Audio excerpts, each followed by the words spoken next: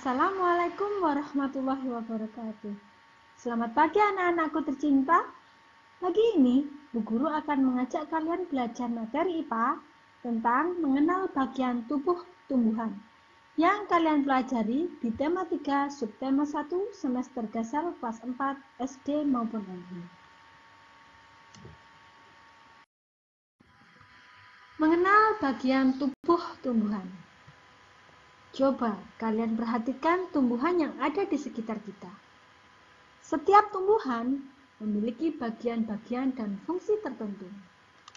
Bagian-bagian tumbuhan tersebut meliputi akar, batang, daun, bunga, buah, dan biji. Yuk kita cari tahu apa saja bagian tumbuhan dan fungsinya.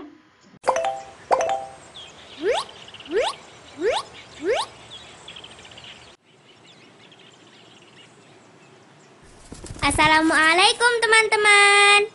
Kali ini kita akan belajar mengenal bagian tubuh pada tumbuhan. Mengapa tumbuhan bisa tumbuh dengan tegak? Tumbuhan atau pohon bisa tegak karena memiliki akar. Akar berfungsi untuk menyokong dan memperkokoh berdirinya tumbuhan di tempat hidupnya.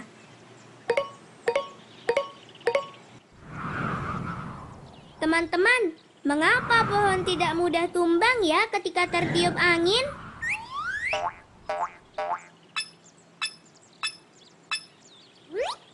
Itu juga karena pohon memiliki akar yang kuat di dalam tanah.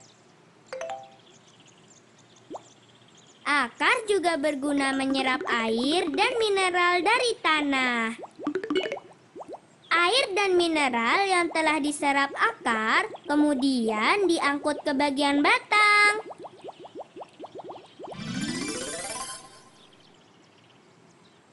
Ini batang. Batang berguna sebagai penopang agar tumbuhan tetap berdiri tegak. Batang juga berguna menyalurkan air dan mineral dari akar menuju daun. Ini daun.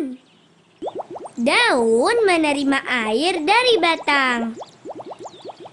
Selain itu, daun juga bernapas menghirup udara karbon dioksida. Daun juga menangkap sinar matahari untuk tumbuh dan berkembang.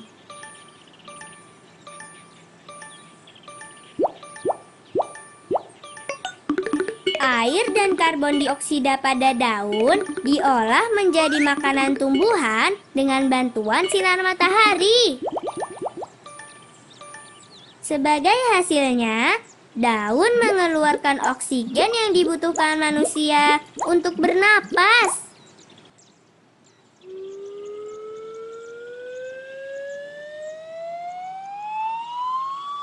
Teman-teman, lihat. Sepertinya pohon ini akan berbuah. Banyak bunga kecil di ranting-ranting itu. Ini bunga. Bunga-bunga kecil ini akan terus tumbuh, lalu perlahan-lahan akan menjadi buah.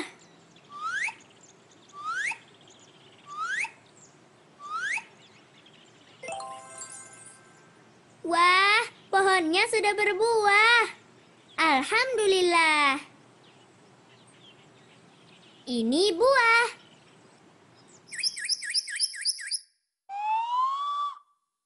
Di dalam buah ada daging buah yang digunakan sebagai cadangan makanan bagi tumbuhan dan bisa juga dimakan manusia.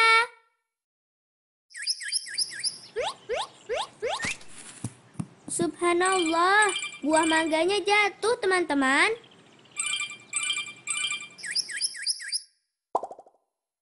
Di dalam buah ada biji. Biji mangga ini dapat ditanam kembali, teman-teman. Setelah beberapa waktu, dengan izin Allah, akan tumbuh pohon mangga yang baru. Masya Allah.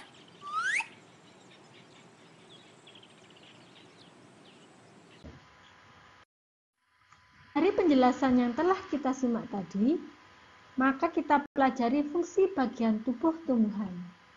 Akar. Fungsi akar menyerap air dan zat hara dari dalam tanah, menguatkan berdirinya tumbuhan pada tempat tumbuhnya, serta menyimpan cadangan makanan. Batang. Fungsi batang menyalurkan air, zat hara, dan zat makanan ke seluruh bagian tubuh tumbuhan. Tempat tumbuhnya daun, bunga, serta buah. Tempat menyimpan cadangan makanan seperti pohon tebu. Daun. Fungsi daun sebagai tempat fotosintesis, sebagai tempat penguapan air, dan sebagai alat pernafasan bagi tumbuhan. Bunga. Fungsi bunga sebagai alat perkembangbiakan pada tumbuhan. Yang terakhir, buah dan biji. Buah merupakan hasil dari perkembangan bunga. Di dalam buah ada daging buah yang melindungi biji. Fungsinya sebagai cadangan makanan bagi tumbuhan. Selain itu, juga dapat dikonsumsi oleh manusia. Biji, jika ditanam, akan tumbuh besar menjadi tumbuhan baru yang serupa dengan induknya. Akar.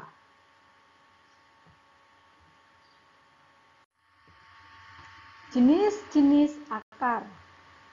Akar tunggang. Akar tunggang dimiliki oleh tumbuhan berkeping dua. Akar tunggang terdiri atas satu akar besar dan akar-akar lain yang merupakan cabang dari akar utama. Contohnya pada tanaman mangga dan jambu. Akar serabut. Akar serabut dimiliki oleh tumbuhan berkeping satu. Akar serabut berbentuk seperti serabut dan berukuran kecil. Contoh pada tanaman padi dan jagung. Bentuk akar lain pada tumbuhan tertentu. Akar gantung atau disebut juga akar udara. Fungsinya mengambil uap air dari udara. Contoh pada pohon beringin. Selanjutnya, akar napas. Fungsinya untuk bernapas dan mengeluarkan zat tertentu seperti garam. Contohnya pada pohon bakau jenis api-api.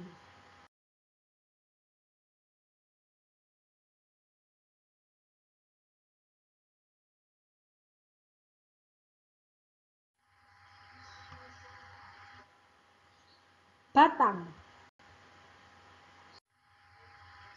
Jenis-jenis batang. Batang berkayu. Memiliki zat kayu dan kandungan air yang lebih sedikit. Contoh pada pohon jati, pohon mangga, dan pohon beringin. Batang basah dan berongga. Batang basah dan berongga bertekstur lunak karena mengandung lebih banyak air dan udara. Contoh pada tanaman bayam, pohon kacang, jagung, dan bambu. Daun. Daun dapat kita bedakan berdasarkan bentuk tulang daun. Tulang daun menyirip. Tulang ini menyirip memiliki struktur tulang seperti susunan tulang ikan. Contohnya adalah daun mangga, daun jambu, daun nangka, daun rambutan, serta kacang-kacangan. Tulang daun menjari. Memiliki tulang berbentuk seperti susunan jari-jari tangan, yaitu dari ujung tangkai daun keluar beberapa tulang yang memencar seperti susunan jari-jari tangan. Jumlah tulang ini lazimnya gasal, yang di tengah yang paling besar dan paling panjang, sedang ke samping semakin pendek.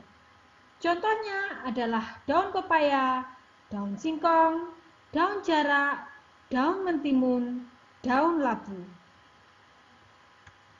Tulang daun melengkung. Macam-macam daun melengkung. Mereka memiliki tulang berbentuk seperti garis-garis lengkung. Daun ini mempunyai beberapa tulang yang besar. Satu di tengah, yaitu yang paling besar. Sedang yang lainnya mengikuti jalannya tepi daun. Jadi, tulang daun yang semula memencar kemudian kembali menuju ke satu arah, yaitu ke ujung daun. Ujung-ujung tulang daun melengkung terlihat menyatu. Contohnya adalah daun sirih, daun genjer, dan daun eceng gondok. Tulang daun sejajar. Memiliki tulang berbentuk seperti garis-garis lurus yang sejajar. Bentuk tulang daun ini mempunyai satu tulang di tengah yang besar membujur daun. Sedang tulang-tulang lainnya lebih kecil dan nampaknya semua mempunyai arah yang sejajar dengan ibu tulangnya.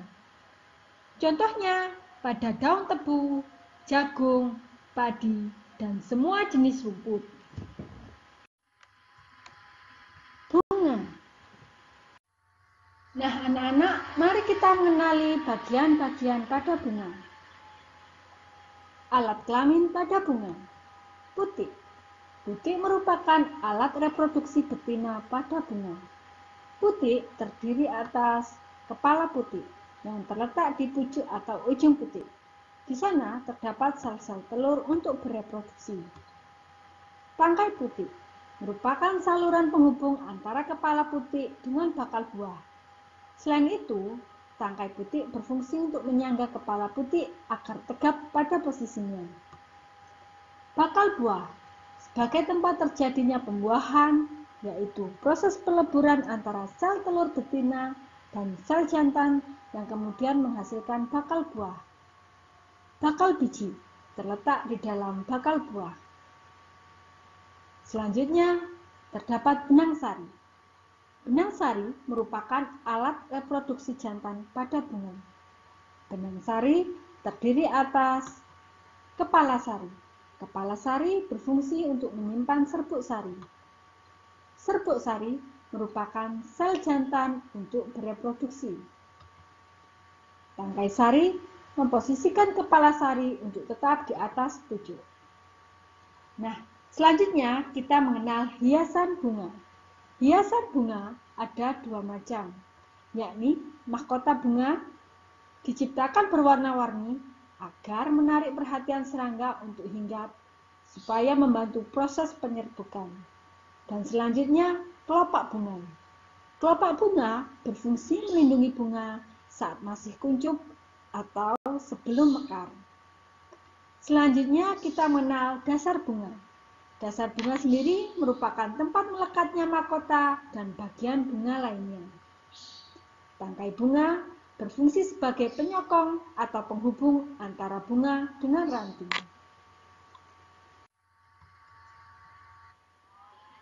Buah dan biji. Pada gambar berikut kita melihat buah apokat. Buah ini terdiri atas daging buah, biji, dan kulit buah. Buah merupakan bagian tumbuhan hasil dari perkembangan bunga. Putik yang telah diserbuki oleh serbuk sari akan berubah menjadi biji. Biji ini nantinya akan ditutupi oleh daging buah. Nah, anak-anak, tugas kalian pada pagi hari ini adalah yang pertama. Gambar semenarik mungkin pada buku gambar kalian bagian tubuh tumbuhan. Setelah gambar jadi, jelaskan secara lisan proses penyerapan makanan dari dalam tanah oleh tumbuhan sekaligus fungsi tiap bagian tubuh tumbuhan. Rekam dalam bentuk video. Tugas yang kedua. Gambar semenarik mungkin struktur bagian bunga pada selembar buku gambar. Setelah gambar jadi, jelaskan secara lisan fungsi tiap struktur bagian bunga dan rekam dalam bentuk video. Pada pembelajaran kedua kali ini, kita akan mengetahui kerusakan pada lingkungan.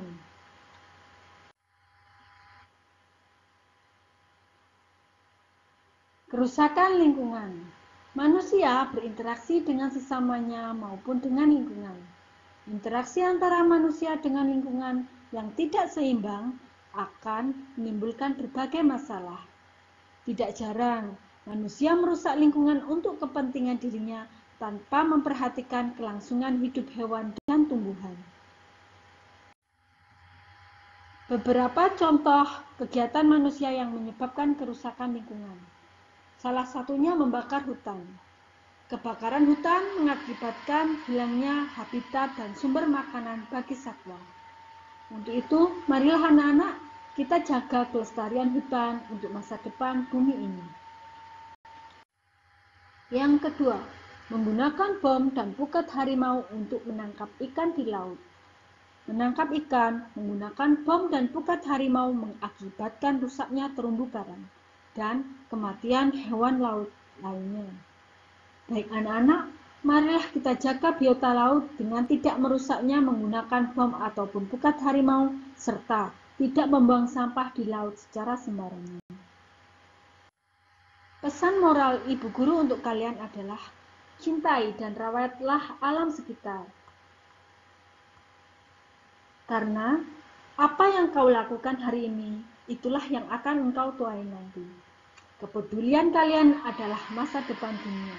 Maka, sayangi bumi layaknya kalian menyayangi diri sendiri. Terima kasih telah menyimak penjelasan Bu Guru hingga akhir. Semoga bermanfaat untuk kalian. Tetap jaga kesehatan dan selamatkan bumi kita tercinta. Wassalamualaikum warahmatullahi wabarakatuh.